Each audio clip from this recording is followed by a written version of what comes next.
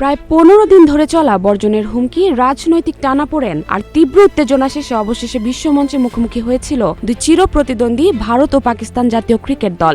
ভারত তোলে 175 রান, জবাবে পাকিস্তান থামে 114-তে, 61 রানের ব্যবধানে হার। এই পরাজয়ের পর পাকিস্তান দলকে ঘিরে সমালোচনা সবচেয়ে বেশি এসেছে দেশটির সাবেক ক্রিকেটারদের কাছ থেকেই। সাবেক লেগ স্পিনার দানিশ কানারিয়া সামাজিক যোগাযোগ মাধ্যম এক্সে লিখেছেন, সত্যি বলতে বর্জন করাটাই হয়তো কম লজ্জাজনক হতো।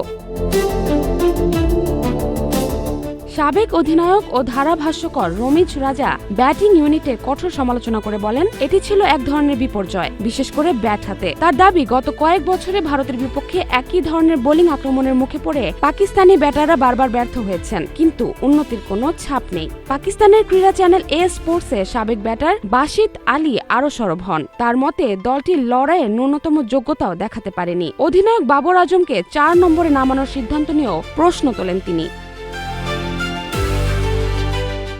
সাবেক ইংল্যান্ড অধিনায়ক মাইকেল ভন মন্তব্য করেন, ভারত বড় ম্যাচ চাপ সামলাতে অনেক বেশি দক্ষ। তার ভাষায়, ভারত যেন মাঠেই পাকিস্তানকে মানসিকভাবে চাপে ফেলে রাখে। সব বিভাগেই তারা এগিয়ে। ESPN ক্রিকইনফোতে বিশ্লেষণ দিতে গিয়ে ভারতীয় কিংবদন্তি অনিল কুম্বলে বলেন, এটি মোটেও সমানে সমান লড়াই ছিল না। ভারতীয় বোলাররা পিচ দারুণভাবে ব্যবহার করেছে। হার্দিক শুরুতেই সেটির ইঙ্গিত দিয়েছে। আর জশপ্রীত বুমরাও তো অনন্য।